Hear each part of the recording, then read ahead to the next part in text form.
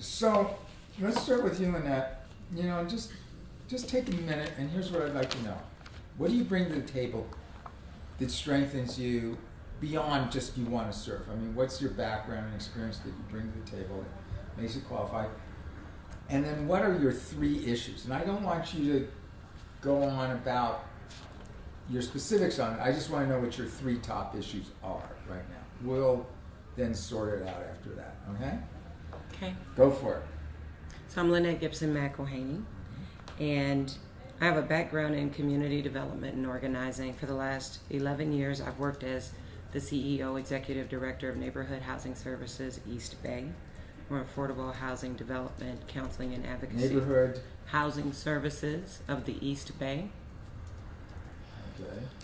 So doing community and affordable housing development, counseling, advocacy, providing leadership in the foreclosure space, and as a founding partner of the Ceasefire Lifelines to Healing in Richmond, California, as well as a founding member of the Spark Point Center West Contra Costa in partnership with the Richmond Community Foundation and the United Way. I believe that the strengths that I bring to this work include the ability to bring partnerships together with foundations, private industry, low-income residents, government officials. Having worked in an advocacy capacity at the state and national and local levels, understanding what it takes to put together legislation to advocate for it. Understanding the complexity of And what issues. I'm sorry, what have you done at the state and national levels? So on the state level, we worked on the Homeowners Bill of Rights most recently. We've worked on foreclosure reform, things that go back to 2003. Nationally, we worked on passing the National Foreclosure Mitigation Act, which produced special earmark in Congress for the foreclosure work that we've been doing. I've advocated for appropriations for NeighborWorks America, which is our national intermediary, and worked on housing policy at the HUD level. So what are your top 3 issues? Jobs in the economy is the number one thing. I feel like there's been too little attention given to strengthening our existing businesses here, to really making a robust economy, to maximizing our potential in our key sectors, whether that's health, care, high tech, green tech. We've got tons of retail, so just growing the economy. And I look at that as both in terms of making sure that people... Just give me the list right now. Okay, the list, okay. Yeah. So growing the economy, Yeah. strengthening public safety, and strengthening our schools. Welcome. You are? Derek. Derek, okay. Yeah, can we scoot him right in, right between you 2 guys there?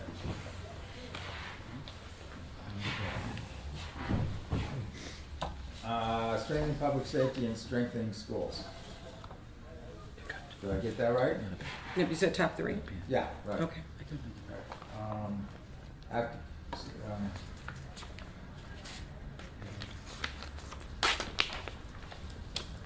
Okay.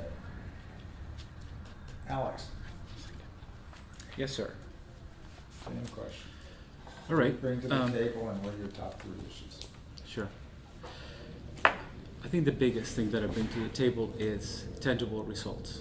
Is what? Tangible results. Okay. You can check a decade of service with actual results. And I did all of this before I ever decided to run for office. I think I bring character. This is my personal character. I bring the trust of my community. I am one of the founders of the San Pablo Corridor Coalition. I am the co-chair for West Oakland Neighbors. I am the co-chair for my local NCPC, which is NCPC Beat 7X. I am one of the recent appointments to the Commission of Community Policing Advisory Board. I'm a member of the West Oakland Commerce Association. Well, tell you what. Anyways, shoot so- me an email with all your membership lists. Okay, I mean, I'm Yeah. good with that. What I'm trying to understand is what skills, very specifically, what are the skills? And you list as a public safety commissioner. What does that mean? I'm a commissioner to the Community Policing Advisory Board. Okay. That's what that means. Okay. Yeah. I'm also the owner of Cypress One Properties. What is that? This is my personal business. I'm a small business owner, and I've been here a business owner for 16 years. And what's Cypress One Properties do? It restores historical property, and it's also my own property management firm to monitor and maintain and manage my real estate. Okay. Do I gather then you own a lot of real estate? I own 11 properties. Okay. So what are your top 3 issues? Right. Well, something before. Mhm. I think what I bring to the table is that I will be the first entrepreneur in 56 years since Frank Ogawa to come into elected office. That is over half a century. So I think that is incredibly important to know that simple fact. We need that. Okay. So what are your issues? Well, first of all, economic development. We can talk a lot about public safety, but there's no funding for public safety. It's just not going to happen. It's just where we are. So first economic development, then public safety, and then going completely back to basics and fixing everything that hasn't been fixed in 150 years in our city. Very simple things that have to do with infrastructure. Why don't we have sidewalks in West Oakland? Why do we have so much empty land and blighted property? There's so much what in blight property? Empty land and Empty blighted land, property. And I live on 28th and Myrtle, so I know what I'm talking about.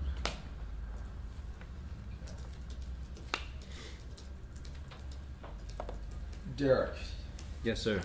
what I'm looking for, and you may have missed this, I'm not looking for the, I want to serve because I love motherhood apple pie and giving back to the community. Because Right. everybody wants to do that, right? Right. Yeah, I'm looking for what you bring to the table Mhm. from your past experience Mm-hmm. and expertise, and what your 3 issues are. Gotcha. Okay, if Gotcha. you can keep it to a minute and a half, I'd appreciate it. All right. Thanks. Okay? So, questions on me. What I bring to the table is the fact that I am an Oakland native. I'm born and bred here. I remember when, grew up in East Oakland, and I remember when we had a mall. I remember when we had thriving neighborhoods. My grandparents landed in West Oakland in 1939, and they often shared with me the stories of a thriving community there in West Oakland. I'm an attorney. I bring that. What kind of attorney? I'm currently not practicing, but if I would probably be in criminal defense. Why aren't you practicing? Pardon me? Why aren't you practicing? Because I am currently employed as a longshoreman, and that is, I make more money as a longshoreman. I understand that. And a recent graduate at that. Did you ever practice as an attorney? I graduated in 2009 and passed the bar in 2011, so I did not practice. Okay. I'm doing well as an attorney. As a longshoreman, pardon me. Probably keeps you in better shape. Yeah. we won't arm wrestle. Don't worry. Okay. But just the rigors of law school and all of what you learn about policy and negotiation and mediation, I bring that to the table. In 2005, my younger brother was murdered actually in East Oakland, the neighborhood in which we grew up in. And that tragedy kind of inspired me to mentor young people, offer them conflict resolution and life management skills curriculum. So I bring to the table the experience of having lost a loved one, the experience of having grown up in a neighborhood that is stricken by violence and crime. Which neighborhood are we talking about? Seminary in East Oakland. Okay. Yeah. And the work experience I have from being in the Port of Oakland for 8 years. being on the ground, understanding the movement of goods, and by the way, the fact that we don't have a mall, the fact that we do have limited retail in the city, the fact that we have lost or are losing our basketball team, the port is really our economic engine for this whole region, and I've been there for 8 years. So what are your 3 issues? My 3 issues are public safety, economic development, and the quality of life issues that pertain to graffiti, blight, and food And what? quality. Quality of life. Quality of life, which pertain to graffiti, blight, pollution, etc.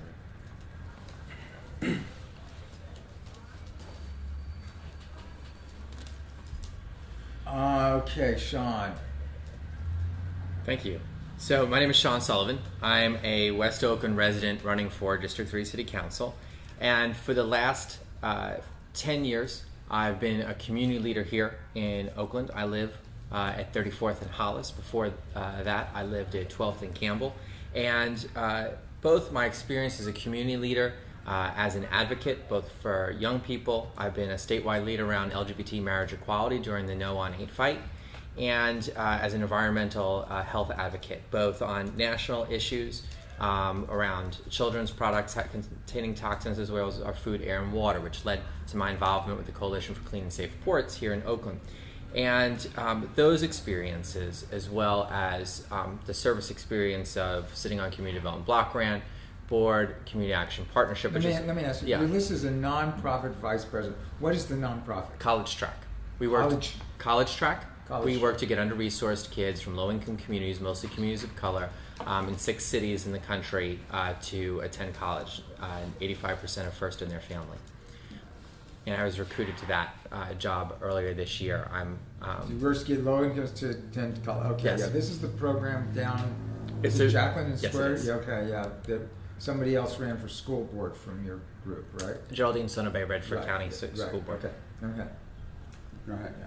And so it's the work that I've done in nonprofit and community service that has allowed me to gain an insight into policy that is needed for the city, particularly around low-income folks, and how we as a city manage our money and direct our funds towards violence prevention, towards poverty eradication, towards policy that creates spaces, frankly, for growth, for smart growth, and for where we can have housing and banking and neighborhood services like food markets, and how we can currently work with the economy that we have in the industry that we have in Oakland to make these things a reality rather than searching for the ideas that we've been trying to do for 30 years. And what would you say your 3 issues are? My 3 issues are improving public safety, jobs and smart growth, and restoring essential neighborhood services.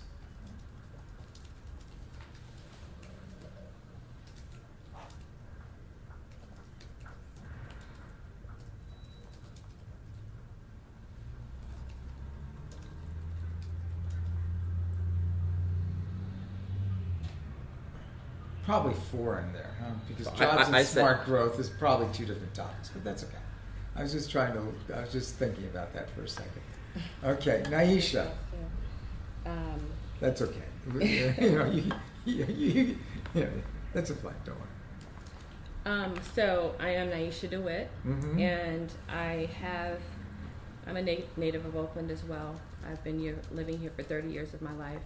Been serving here for 16 years of my life, serving or working in some capacity. What I bring to this job, if I am to earn the seat, is years of collaborative leadership experience, working across sector with different organizations, with the City of Oakland, with the school board, and intergovernmental agencies. I have years of community development, youth advocacy, job advocacy, and public safety advocacy. Okay, let me ask you the same question I asked Sean. Since your ballot designations are so close, nonprofit executive, what is that? That's not mine. That's mine. that's Wait, the next. wait a minute. Did I have this wrong? Well, Naisha DeWitt, nonprofit executive, it says on the ballot list. Is that what they put on there? Yeah. Oh, well, I thought it was something different. So I do work for, have contracts with nonprofit organizations, and I do. What do you do? I'm a collaborative leader. I also recruit teachers for Teach Tomorrow in Oakland. Those are 2 contracts that I hold. I have. Who contracts for who? Recruiting teachers Who through contracts? Oakland Alliance of Community Partnerships. So TTO is a program that's sort of under that umbrella, as well as Oakland's Promise Alliance.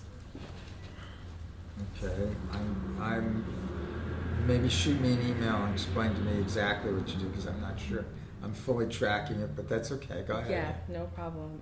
So I said experience with youth advocacy, job advocacy, as well as public safety advocacy. I have been providing protection over taxpayer dollars on the Measure Y and Measure A oversight committees. I have state Measure Y and Measure A Yes. oversight? Okay. Yes, Measure Y, Measure A. You've been a member of those? Yes, I am serving my 2nd term on Measure Y, and my 1st term as a chair on Measure A, Citizens Oversight Committee. I have state level advocacy experience to try to help ensure that the policy doesn't increase the likelihood that young people will drop out of high school. Public safety structure knowledge, being on the Measure Y Oversight Committee, I'm very familiar with the ins and outs of our city's public safety structure. I've worked for years with Oakland Unified School District on many programs and initiatives. I have relationships with the community members and a track record of trust and reliance. I was a realtor for many years while I was in my studying to become a doctor of education. I have doctoral level research experience, also experience exploring and developing best practice models for other communities to follow or replicate. So what are your 3 issues? Okay, the 3 issues are public safety, economic development / workforce investment. I don't know if that's considered too, but That's okay. and supporting schools. I let Sean off, and I'm not going to. Yeah, we got the slashes going on. For you. Workforce, and supporting schools through truancy and dropout prevention practices and initiatives to keep our kids off the streets. Okay, let's see. If I go back through your guys' list,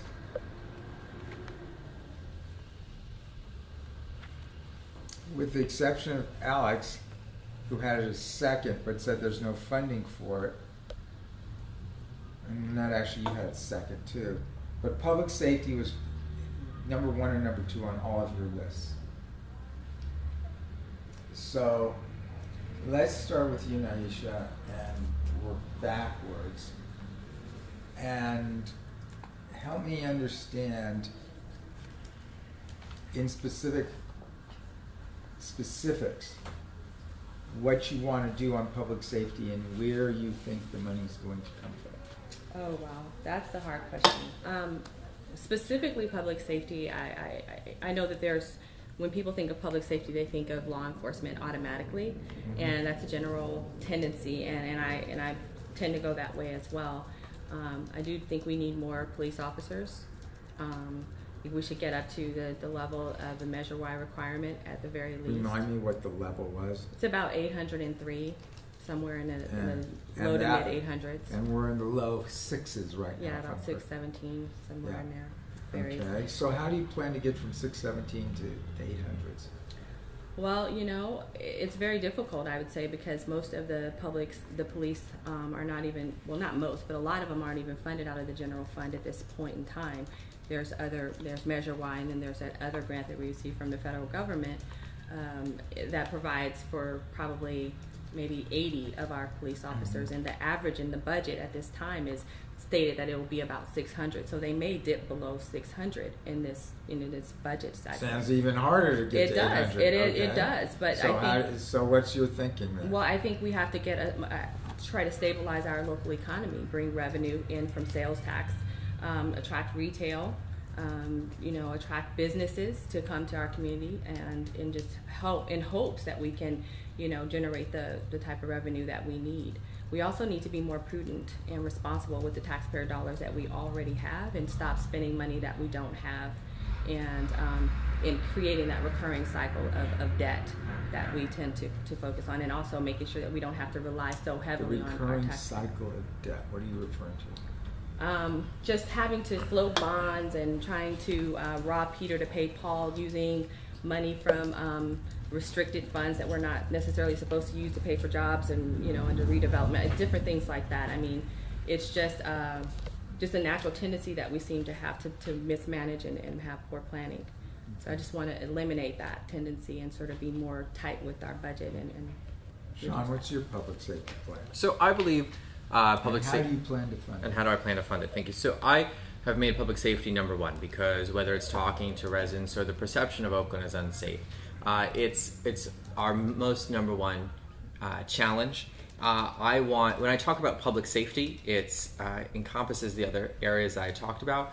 You get the kids off the street by getting them jobs. You get them connected to jobs by how the city manages its violence prevention through Measure Y and making sure that the outreach component is actually linking with those kids around the corner and connecting them to job training. If those job training are funded through city funds, you make sure that's all held accountable and that's getting kids work ready, not just pretend to work. My experience has seen kids prepared for one industry, and when that ends, they don't get a job in it. Then they get put into going from installing kitchens to nurses' aid. But specifically around public safety, what my platform calls for is localized patrols, not just having cops drive around, but going back to the beat model of really, we've sort of eliminated that over the last couple of years. I was a NCPC co-chair for 2 years, and I saw just a dwindling of that in the city. We put Measure BB on, but that we still haven't seen all of our PSOs return. And so we're returning to public safety officers, returning to beat officers who walk the beat in our communities, we bought a fleet of bicycles, returning them to biking around the community, and active engagement with our neighborhood crime prevention councils. So you're not saying more cops, you're saying redeploying them. I am saying more police. I think How we many need more? to we need to get to at least 803. I am also aware that we only fund 550 through the general fund, and the rest come from the grants in Measure Y. And so where we find the revenue, I've proposed a couple of ideas in this campaign, one of which is a dynamic parking structure strategy that works in Redwood City and Pasadena that charges congestion pricing and will allow for us to capture more revenue and actually increase the availability of spots at the same time. So we can bring more business and more shoppers here. But it is also around attracting more retail spots here and developing more retail so we can capture more sales tax. That's where our most recent increase in the budget with the surplus that we recently had came from. So we need to further develop that. That ain't going to get you to 803.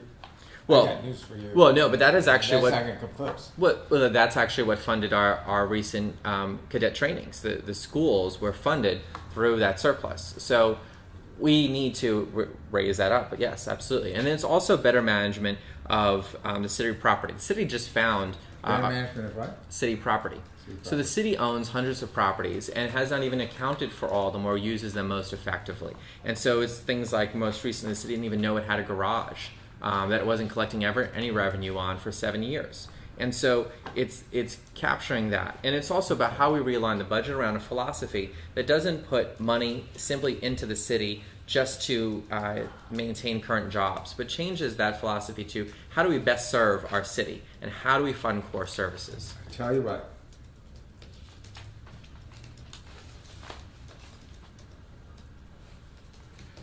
Let's come back to that because that's a question I have for all of you.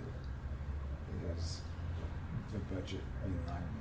But we'll come back to that, okay? Derek. All right. Public safety. Oftentimes, people think of public safety in a vacuum. And public safety for me is addressing the conditions in which people live. Right now, West Oakland has a 40% poverty rate. And poverty itself is violent. So I'd like to, as a part of my public safety platform, to help the schools in whatever way possible. I know the city council doesn't have direct jurisdiction over the schools, but there's a way to advocate for better resources for our schools. Right now there's You help the schools in whatever way possible. yes. Right now there's an opportunity through the science, technology, engineering, and mathematics that's being offered at McClymonds. And there was a recent article in the Tribune, as a matter of fact, that talked about technology jobs, manufacturing technology jobs in Silicon Valley. There's about 162,000 jobs in the manufacturing of technology there, and I see the STEM as an opportunity to marry education with the emerging industries around technology. West Oakland can accommodate this on our corridors such as Mandela and West Grand. And so that's first and foremost, job creation, skills training. I think when people are working, people have a skill that makes them marketable, that makes them employable, then they're less likely to engage in criminal activity. The other thing, the job creation, which is really a part of public safety, is the fact that we do have a port in our city. I'm pushing for the expansion of our port. That can happen with the dredging of our port. It allows us the opportunity to get bigger and cleaner ships in. If we can increase our exports, then that's an opportunity to increase the revenue, to capture a larger share of the market. Right now, the Port of Oakland is number 3 on the West Coast. It's possible to So become. do you think more cops? Do I think more cops? I think we do need more cops. I'm a proponent of community policing, but certainly more cops. I'd like How to. many more, and how are you going to fund it?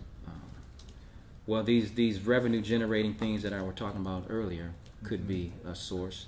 Do you have a sense of how many more cops you want to see? About 800, where we were talking about earlier. Okay. Yeah.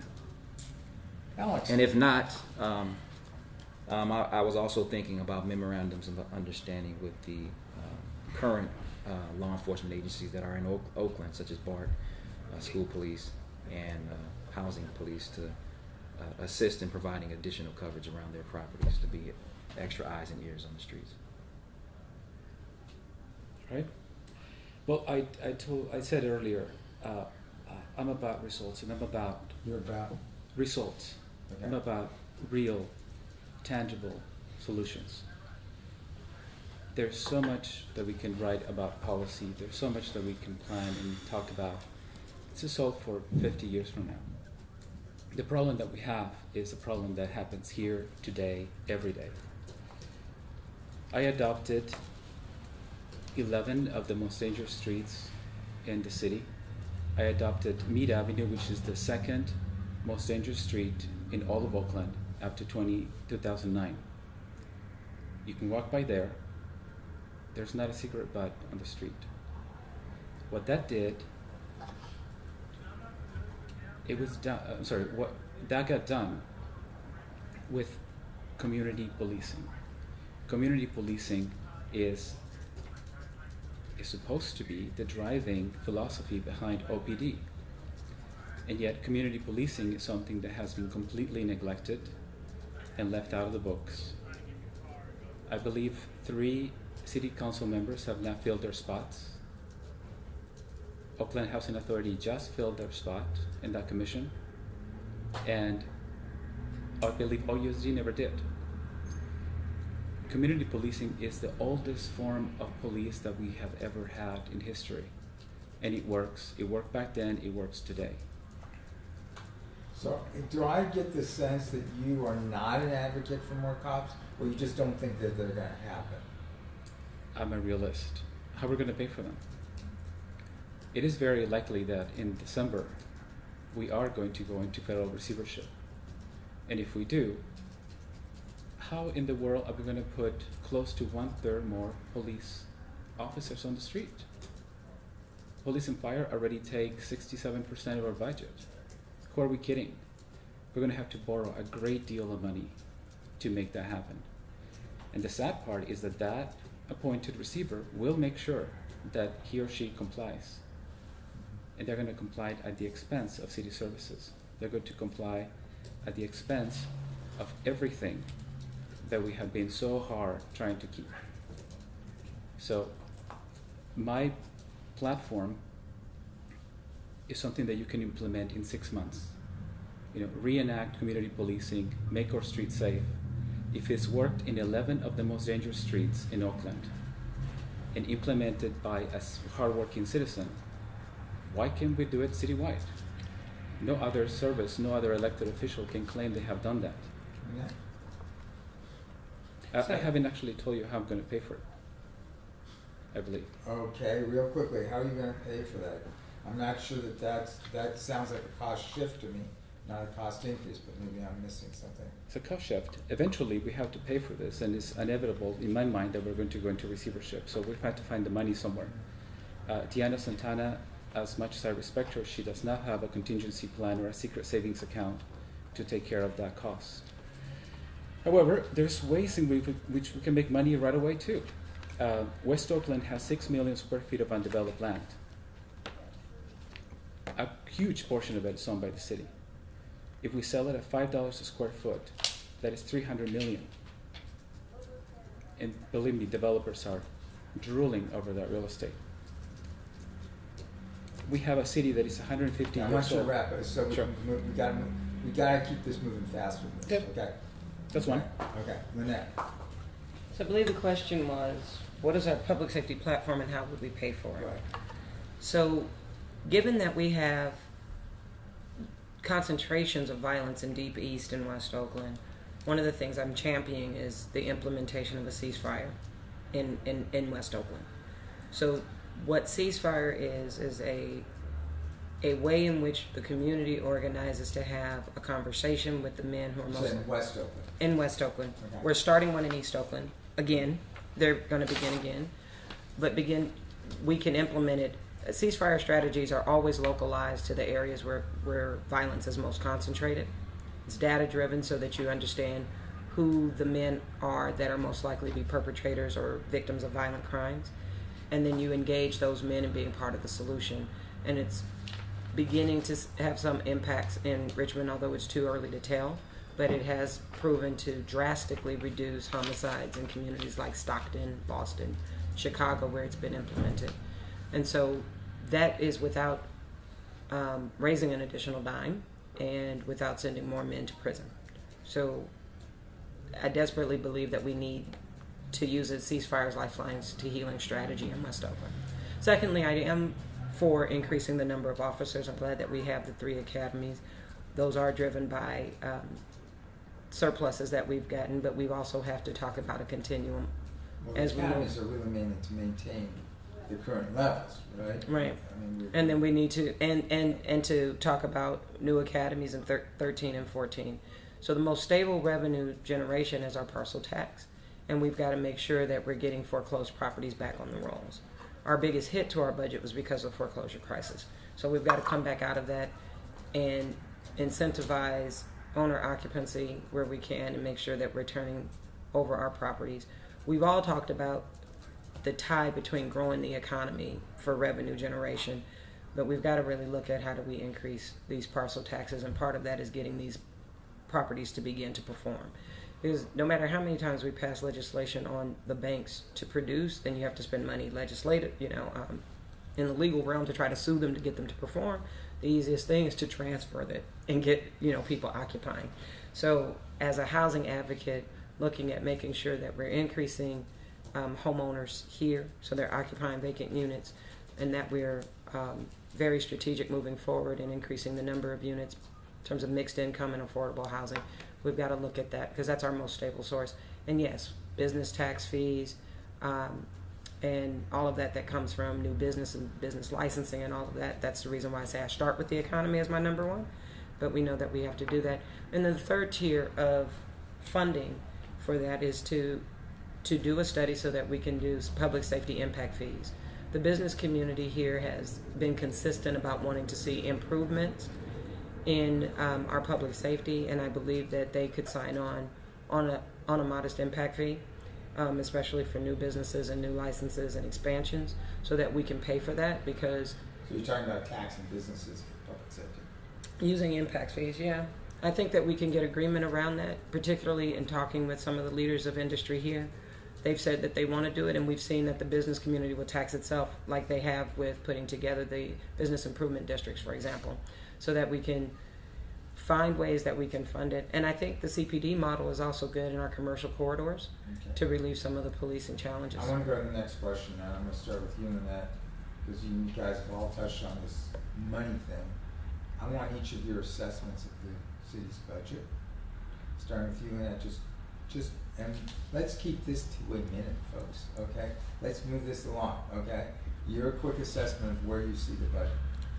Oh, the budget is balanced and improving, but it's come at a great cost to city employees. I think everybody's understood where we had to be in terms of prices. We are beginning to put some things in alignment so that we can grow our revenues and deal with our mandates. When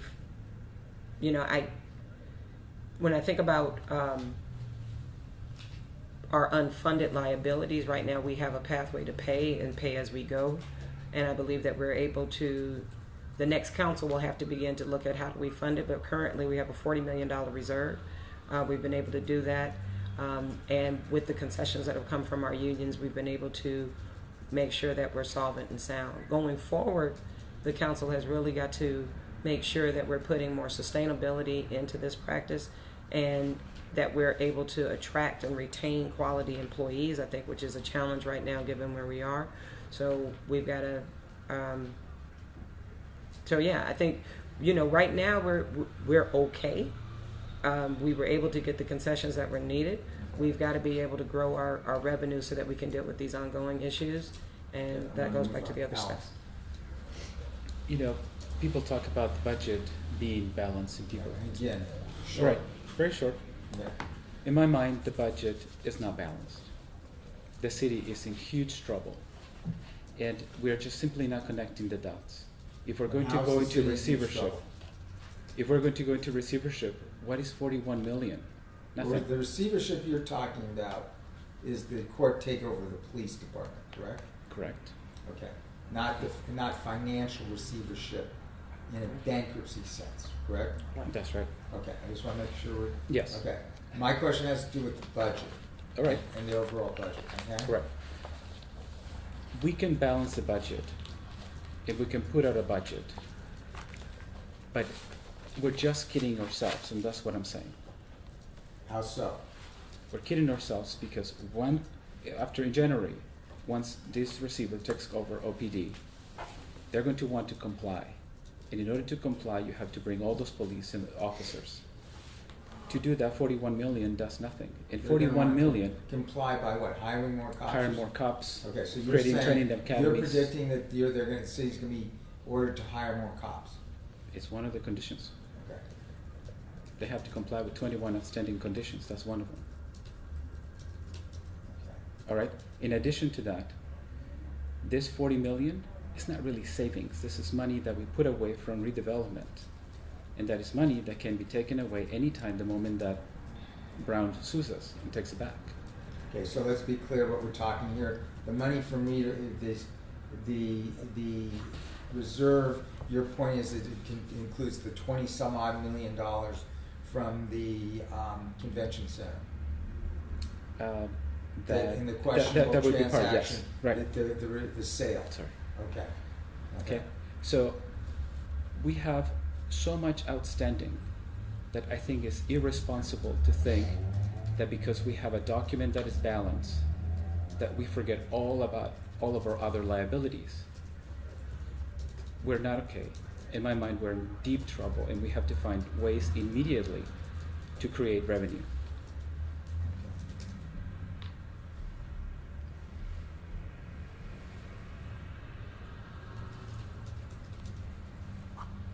Derek?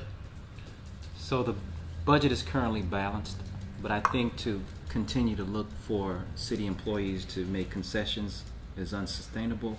And so I'll be looking for our city departments to become more entrepreneurial. An example of that is our Parks and Recreation to become a full-fledged concert promoter, to get into concert promotion. Right now they're doing shows, but I think we could, with the current venues that the city of Oakland owns, we can certainly go into promoting top-notch acts to generate revenue.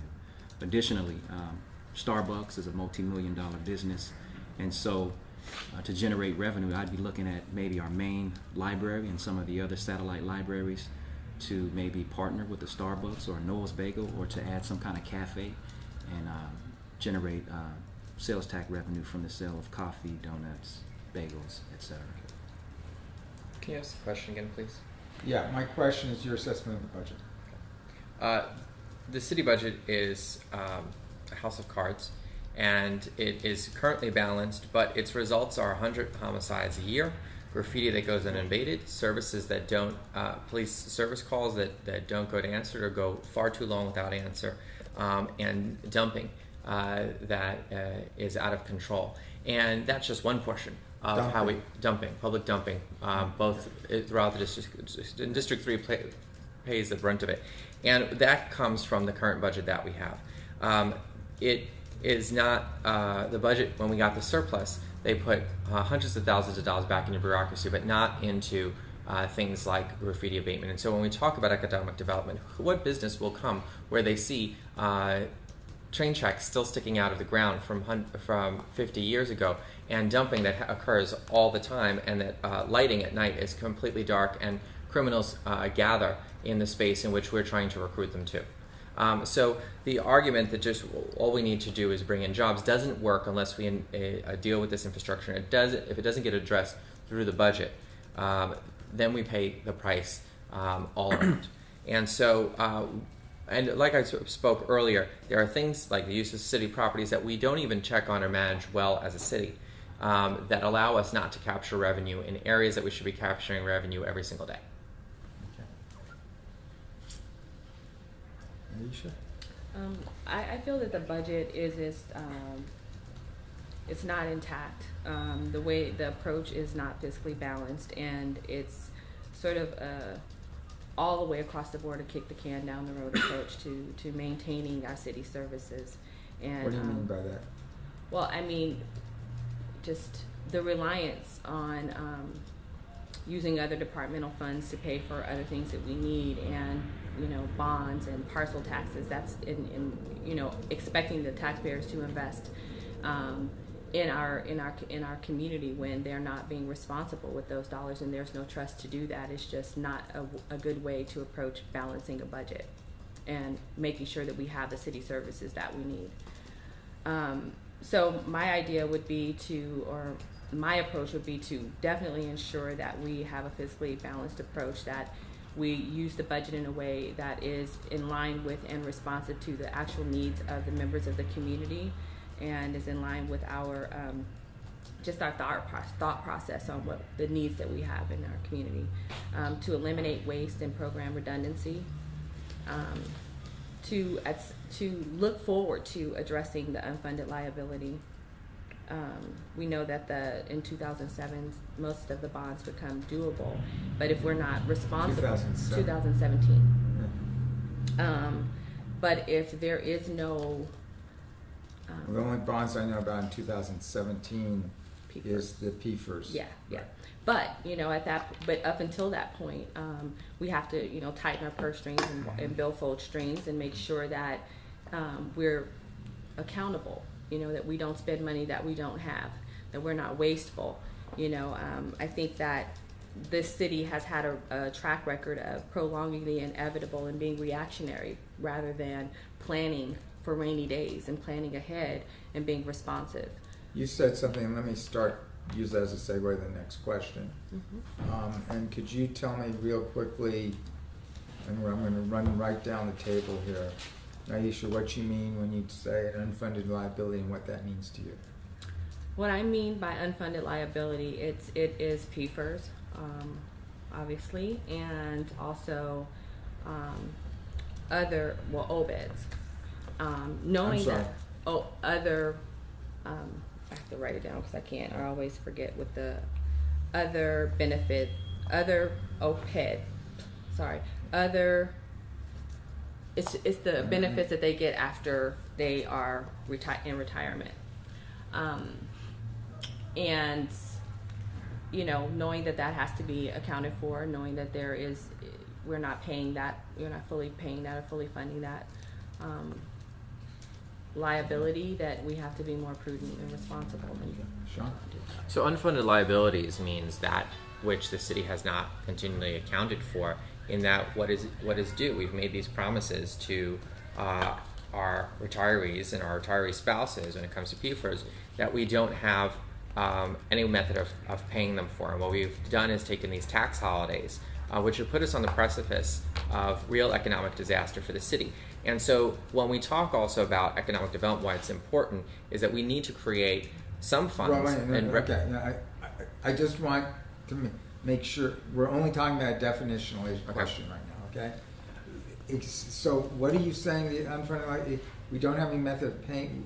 Explain to me what you see as the unfunded liability with that. The unfunded liability is the pensions that are due in 2026, that we have kicked the can down the road to that point that we need to pay, that we have no revenue source to do that.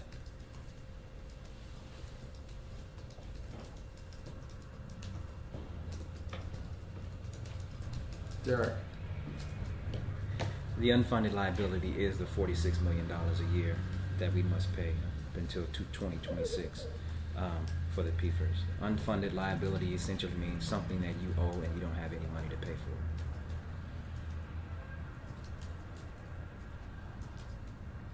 Unfunded liabilities are many things, and I don't need to repeat what everybody just said, but to me, an unfunded liability is everything that we're not planning for that we're supposed to be providing.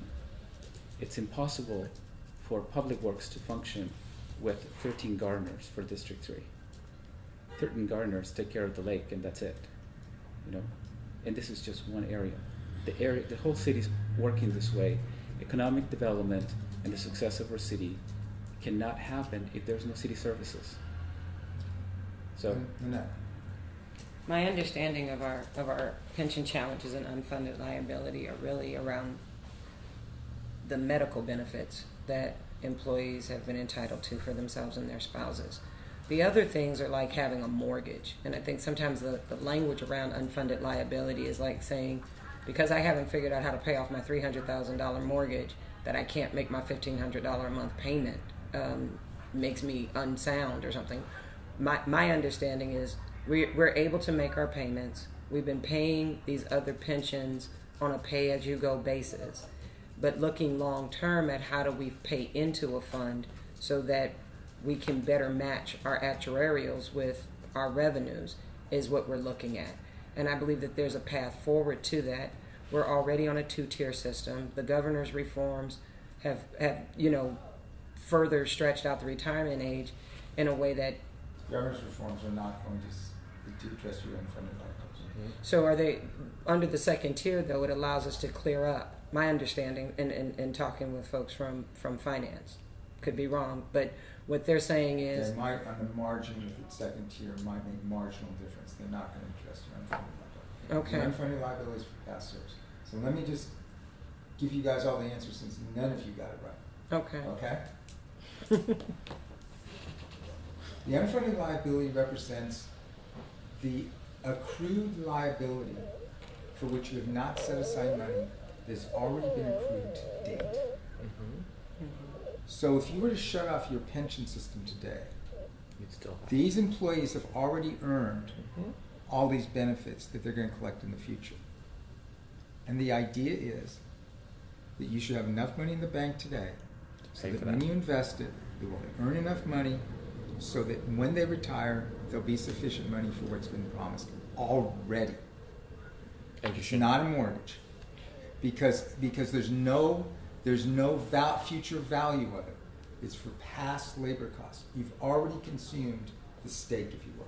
It's like putting your steak dinner from last night on your credit card. It's not a mortgage, and whoever's telling you that is blowing smoke. Okay? But we haven't defaulted, and there's no... No, you've got this giant credit card debt. It's going to get bigger and bigger and bigger. So when you look at, for example, why you can't fund police today, one of the reasons you can't fund as many police today is because you're paying the interest on that credit card debt already, and it's going to get bigger. And from our perspective, this is the biggest issue this city faces, is its fiscal problems, largely due, in large part due to the unfunded liability debt, and that's what it is, that they've already run up. And it's not $40 million, Derek. It's $2.2 billion right now, and growing. It's equivalent to almost 7 years of city payroll. So, and I say this because if you guys don't get this, and you want to serve on the city council, if you guys don't get this, this city's screwed. If one of you gets elected and you don't grasp this, and it's the part of the reason we're in the mess we're in today, is because past leaders have ignored this problem. And so what's happened is it's like a credit card debt where you've been paying the minimum balance, and by the way, they're not even paying The minimum balance. They're borrowing to pay the minimum balance. Well, they're borrowing to pay the minimum balance, number one, and number two, even that they're not paying the minimum when you look at OPEB, because their PAYGO is not a good thing. PAYGO is a bad thing. Mm-hmm. And when you do PAYGO, what it means is you're building up more liability. Mm-hmm. Okay? So, with all due respect to all five of you, none of you got it right. Okay? And I'm hoping whoever gets elected, that you Comes get and it talks right. to you. to Well, get- I don't care if you come talk to me. I just hope you Get to the educate lesson. yourself Yeah. and do more homework than any of you have done. Well- Because this is huge. It is. It's a big deal. But it's This also, is- this it's is the also the future of the watchdog city. role of the city council and what we've just done around with the city attorney's lawsuit to make sure that we don't overpay what we've done already. We're already Well, paying that's a returns. tiny part of the problem. The city, Well, I it's- mean, it's yes. We're talking about but- millions of dollars, and yes, I get you're talking millions is about not millions of billions, dollars, but that's an issue on the margin. That's not the big picture problem. Okay, it's not an insignificant problem, but it's on the margin. Okay, so So when Indiana's piece right now, where she's talking about taking monies to, so that we're dealing with the unfunded liability in her most recent report, that's not getting at it? Because she was talking about, if you're talking about the May 24th report. yes, Okay, the May 24th report refers to about $2 billion in unfunded liabilities. Okay, and what she puts in there, and is a good thing to also put in there, is the unfunded liabilities for the roads and so forth. okay. Okay, in other words, we've got all this deferred road maintenance that's another time bomb waiting to explode.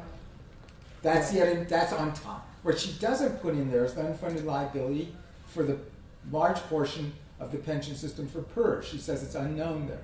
Well, it actually is sort of known. It's quite Okay. known. I got the numbers. You know, they're not right up to date, but we have a good ballpark. So if you take just the retirement portion, pensions and healthcare alone, that alone is $2.2 billion. And then you add More. the unfunded roads and such, okay? The unfunded roads are a little bit different because at least they'll have a future benefit. This is not a mortgage. Right. There is no underlying future value to it. It's for past labor costs. You might as well have borrowed the money to pay past salaries because that's the same thing. Okay? It should have already been paid. So what are you doing? Okay? In the great words of Councilwoman Rebecca Kaplan, who understands this, but whether she really is going to walk the talk is another question. Okay? This is intergenerational theft. Okay? We're essentially borrowing to pay past labor costs. Future generations will pay for it, and they'll get no benefit. And as a matter of fact, what they get is they get less cops on the street. So when you talk about safety in this city, if you don't stem this problem, it gets worse. Yeah. Okay. I'm sorry. I'm getting off my soapbox. That's but- okay. No, it's okay, because you're hearing from, I mean, all of us, I'm sure, are being briefed by different people. Like, Yeah. we've met with the different constituents that are talking about. This is a problem that city staff hasn't been talking about candidly until just recently. Until recently. You know, I mean, frankly, you know, and they seem to want to say it's all okay. Well, they want to say it's all okay to 2026. Which Well, is not. 2026 has to do with only the PFERS part of it. Right. And PFERS is a very small. It's not the PERS. It's only about 400 million of that unfunded of that 2.2 billion. But those Okay, are also so don't hang up on the 2026 for the big picture. It is an issue for PFERS, and that portion should be paid by 2026, Well, it but- should be, unless they extend another tax unless they off. extend it another tax. And you know what we think about that. Right. But understand that's only a tiny piece of the puzzle. Yeah, I'm sorry. Yeah. I hope you get a chance, and you probably won't get a chance to look at the video from the West Oakland forum that we just had, because I used the words, this is a credit card, and we're not paying it. It is we're a barely credit. That's paying exactly right. Which is a credit So- card and we're not paying. That's exactly right. But- I mean, you're not even you're coming close to, but you're not even making the minimum payment. Yeah. Now, you know, And that's all for past, debt. Yeah, I'm sorry. No, that's okay. But would you say that once the bond is paid off, that if the council at that point, The bond is only for a small part of this. right, so if that part of the debt is paid off, if that money from that payment is carried over and instead using it and allocating it to current spending is used to pay off or put more What you're into. talking about is the bonds on other things. Right. That are going to be paid off in about 2016-17. Right. And so those payments will go to the PFERS bonds. Right, Which only still addresses a small of it. part of the overall debt. right. In other words, okay? Yeah. So at any rate, Yes. so my question next to you guys is, what are you willing to give up in current city services? And let's start with you, Lynette, because the bottom line is, you don't solve this problem without giving up something.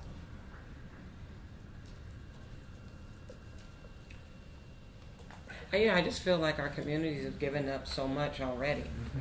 And it is really difficult to see what more can be given up, particularly without a deeper discussion with the community in terms of us being able, when the assembly was going through this budgetary piece and Skinner was going out to the community, right, and people could do these scenario planning with community, and I would want to see that, because I honestly don't know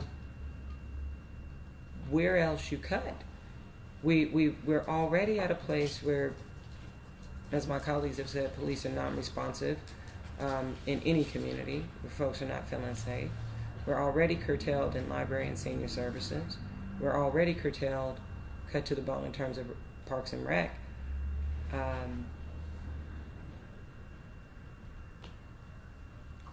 I think this is why we focus in on growth and getting our parcel tax back, getting the portions of the city that help with this in terms of driving revenues. Because I don't see a city that could cut further and still grow. Like, austerity measures don't necessarily work. You can get to the place where you've cut so much to you're now in a downward cycle. And as I'm thinking, I don't see any fat. You don't see any fat? I don't see any fat to cut. And I can email you. I can really, really think about this, but That's okay. I see that a strong need for growth.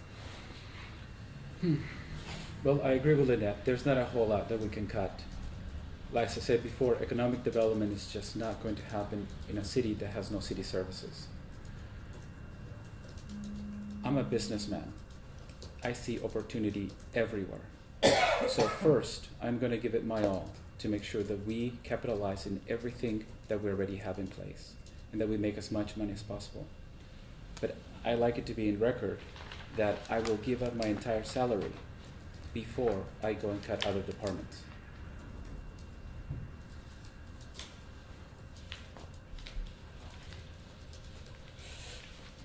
Sure.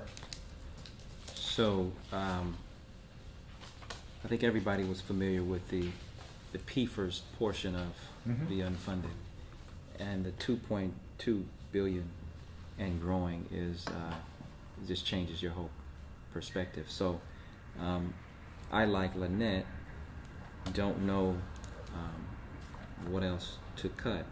All of us have been talking about business attraction, retail attraction, developing the economy. The difficult thing is when people look at the data for Oakland, they look at the crime, the homicide rate, the education, the schools. That is a determination whether or not a business comes here.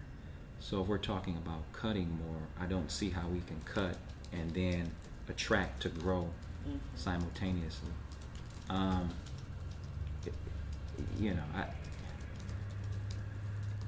We need to, I would want to look more into this before I can talk about cutting anything. I don't know. And let's come back for just 1 second at the end about difficulty of cutting and attracting growth. Let's just chat on that for just 1 second at the end.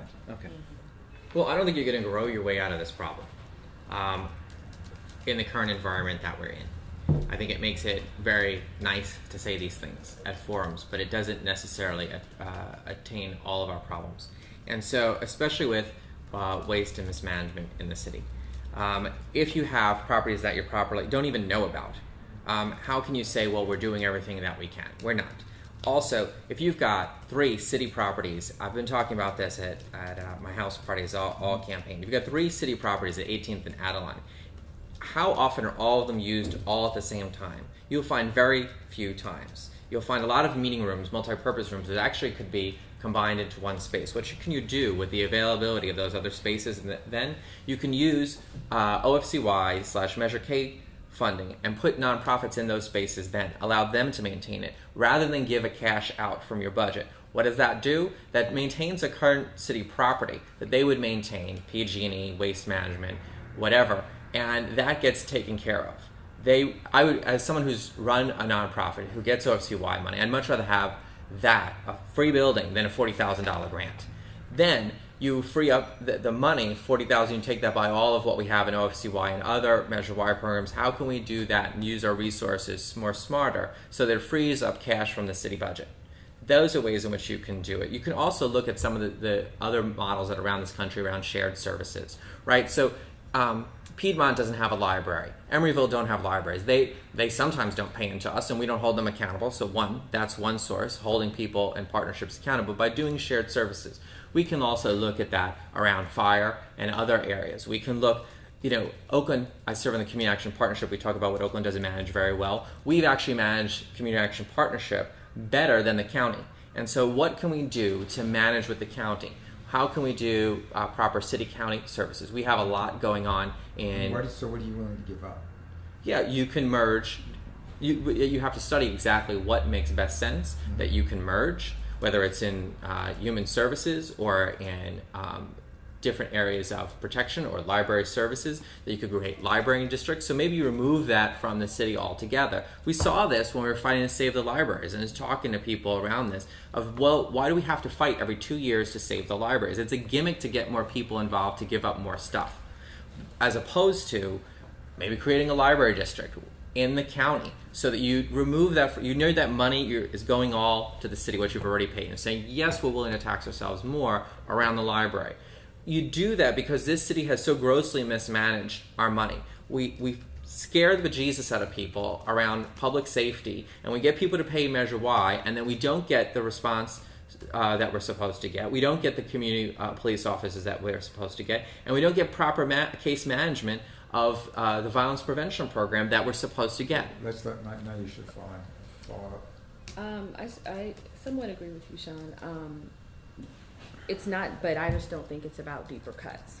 I think that it's really about laying the foundation for growth and helping others who can invest or are willing to invest in our community see a clear path to doing so. Sometimes I think that the way that we go about doing things and the fact that we seem like, or our reputation is that we are a community that can't get things done, that we have to try to see our way past that image and that reputation so that people can feel comfortable investing in our community. So there is an opportunity in my mind for growth. But in order for that to happen, there has to be fertile soil. And you have to have, a more participatory plan for making sure that the community is on board, the business, from the business sector, nonprofit sector, and the city. And they're taking responsibility and they're accountable for that growth. I think that there needs to be better utilization of resources in our community. There needs to be more collaboration and shared use of resources. I think that Sean's idea for using space more effectively and wisely is a great idea. But at the end of the day, if the mindset of leadership isn't such that we have to kind of tighten things and not necessarily do things, I think ceasefire is a great tactic. But at the end of the day, if there's no fund or there's no money to keep it going, there's no carrot to draw the organizations to the table so that they will work collaboratively on this initiative or tactic, then it's going to fall apart like it did the last time. It's not going to be sustained, and Oakland has this bad tendency of doing things like halfway. You have to be all in if you want to be successful with any initiative. Great. Does somebody have a blank piece of paper there? Could you just take it, pass it down? Could you all give me your cell phone numbers and email addresses so that I can, just put it on one sheet there and pass it down so that I can get it from each of you. So I need to reach you this afternoon. Are you starting that, Lynette? Mm-hmm. Yeah. Thank you. Yeah. So, folks, thank you very much. This is helpful. From our perspective, it is about public safety, and you can't talk about public safety unless you talk about city finances. And to us, that's the whole driver of this whole discussion. And so that's why this discussion is so focused on that. It hasn't discussed a lot of other things because we can't cover everything. So that's why we've gone right at the issues that we care about editorially. I said, what did you say, Derek? Eric said something you wanted us to go back. Yeah. Oh, you don't see how you can cut and then attract to grow simultaneously. Mm-hmm. And to a certain extent, you're right, but I think to a certain extent, there's another issue there. And that is, if you don't make the cuts, if you don't put the city back on solid financial footing, you won't attract people because word's getting out that this city is on the financial brink in a lot of ways. And unless it starts to deal with these things head on, why would anyone want to come here? Mm-hmm. So to a certain extent, cutting may be the best thing you can do to attract business. If you want to have a community that can put out an image of fiscal stability, and you don't want people worrying that you're the next Stockton. Right. Yeah. So we're moving in that direction, though, right? Dan, in terms of the way that the administrator is now shifting from these 2-year budget cycles, moving into more 5 and 10 year. Well, we'll see what she comes up with next month. We've been promised from Jean for 2 years now a long-term budget plan. Mm-hmm. It was promised last December. It was promised last spring. Now it's October, Okay. and I've been told it's going to be October now. I was told, I think it was last November actually, that it was coming January, February this year. So, I'll believe it when I see it, and then we'll see what it actually does. Yeah, it seems to me that that's moving us in a more stabilized, so that you're actually looking at these actuarial tables, that we can do the planning so that we can minimize the cuts. My concern is that folks can kind of use this fiscal scare as a way of still doing short-term changes, like they're immediate, but they're not necessarily looking at the long term, so that we're really planning and navigating for both growth and soundness. Because in some ways, we have had the sins of the past, so to speak, but how do you not make sure that this current generation is going to have to pay for it all in 2 years? Well, obviously that's 20, not 30, feasible. right? Obviously, So- you need a workout plan that has Right. to be realistic. But Right. there has to be a workout plan, and I don't see how you do a workout plan that actually gets you out of this hole, unless one of the candidates yesterday said, I thought aptly, that you have to have a willingness to really reevaluate what are the core services that this city's going to provide. You have to really step back and say, what are the things we really need, and frankly, strip away the rest. I know that sounds brutal, but the city cannot afford to do everything it's doing right now. It's that simple. I have a question for you. Sure. Do you believe that should require or entail the community participation? Should that involve the community in that That's up to us. discussion?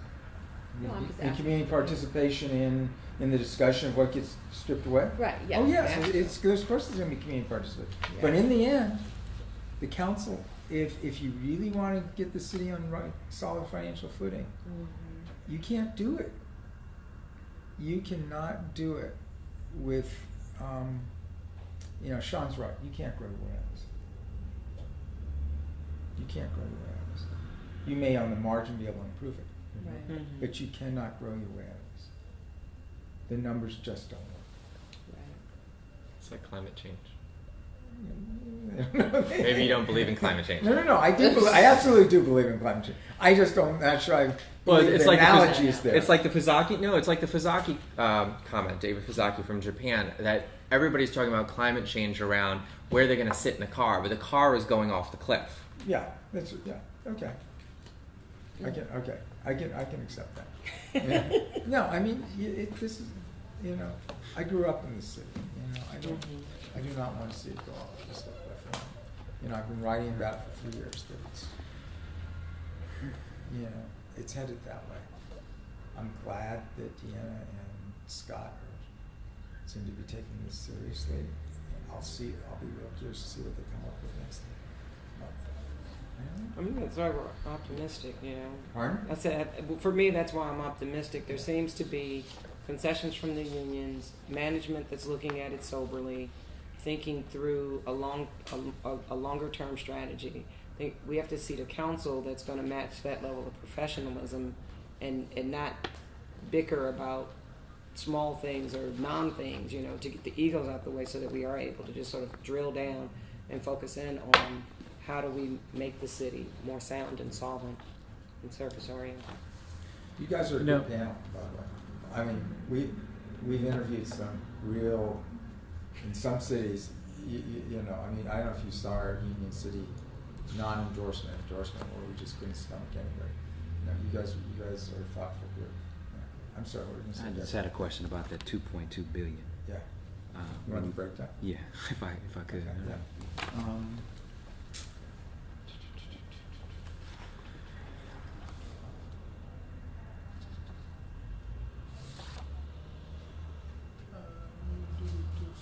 This is the rough estimates that I was working on this morning, or the exact numbers, but here's sort of how it breaks down. OPEB, what OPEB stands for is Other Post-Employment Benefits. Gotcha. It's the Retiree Health Program, is what it is. Yeah. 520 million. PFERS, and I'm still trying to get clarification, but I believe it's about 494 million. Yep.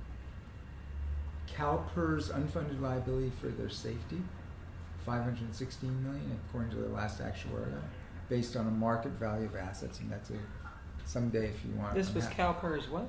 Say for the police and fire. Oh, except Okay, is 516 million. CalPERS miscellaneous, that is everybody else, is 690 million. Add it all up, and you've got 2.2 billion. What's called the pensionable payroll, that is the payroll the city has on which it pays pension contributions. Doesn't include overtime, okay, because you don't collect a pension overtime, so you don't make pension. Is 340 million. You divide it out, and I believe it comes out to about 6.5 years. 2.2 billion divided by 340 million per year in pensionable payroll. So in other words, if you froze the city for 6.5 years and took all your salary money and put it towards paying down your debt, you'd be done in 6.5 years. Obviously, that's not going to happen. But remember, and this is the most important thing, it's not a mortgage. It's not for a future benefit. It's for past, it's labor costs from the past that people have already earned. Okay? It's the pension benefits that should have already been set aside. It's not for their future benefits, because they're going to now earn more pension benefits. Okay? And this is for the failure to previously fund to date for their past labor. You probably got to get to something else. Yeah. But I guess the question in my mind is if you're making your obligations, like, I teach credit counseling, so we want people to be debt free and to live that way. But we also don't say starve your child if you can make your minimum payment on the credit card. Right, exactly. So I guess what I'm looking at is right now we don't see, unless there's some massive implosion of our economy and it doesn't continue to grow in the way that it is, that we're unable to meet these obligations as they come due. Let me use your analogy, okay? And maybe this will help you, okay? Point number one, what we're talking about with the $2.2 billion is, think of it as a credit card bill. Right. Point number two, think of that $2.2 billion not for having charged your car that you're going to be able to drive in the future. Think of it as the steak dinner you already ate. It has no future value. Okay? Point number three, think that you are making the minimum payment on the credit card. Okay? which means sometime 30 years from now, at the rate you're going, If you currently pay, you might pay it off if you don't put more on the credit card. right. It's that statement that you get at the bottom of your Right, credit card. right, If right. you pay this in 3 years, here's what it would be. Okay, that's the analogy. Okay. Okay, that's the analogy. So yes, the budget is balanced. The budget is balanced because you're only making the minimum payment on the credit card. Okay, and so what happens in the future as that grows, you have less money to pay cops. That's how it comes back to the big elephant in To the the room, big elephant. people getting killed. Yeah. Okay. Yeah. So, at what point do you think that we start to hold our elected officials accountable? That's what this is all about. It's right now. That's But, what- but I'm not that's just what this is all talking. about. You know, I'm not just talking about publicly. I'm talking about legally, fiscally. Well, I don't know that there's nothing illegal that I know of in what's going on, because this is the It's way, just unwise. this is the way it's done across the state, and unfortunately in many ways across the nation. Yeah. The only difference is between the federal government and state and local governments. The federal government can print money and play with monetary policy to offset it, and there's good reasons to stimulate at the federal level that we all understand.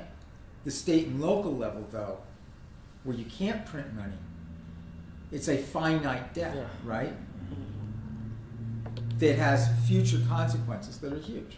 I mean, it's still the same thing, same principles apply at the federal level, but we really don't want to start turning state and local government into debt, into borrowing and racking up huge debts that just to quote unquote stimulate the economy. That's not the role of state and local government.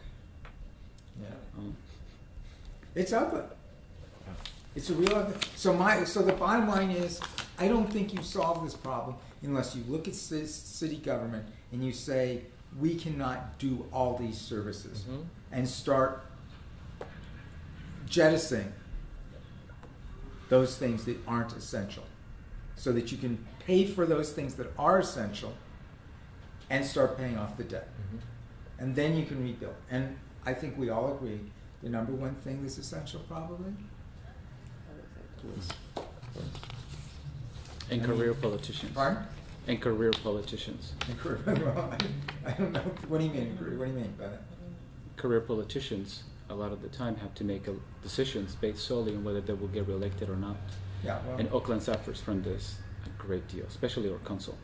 yeah, well, at a certain point, this is actually better than term limited politicians who never look at the long-term consequences of anything.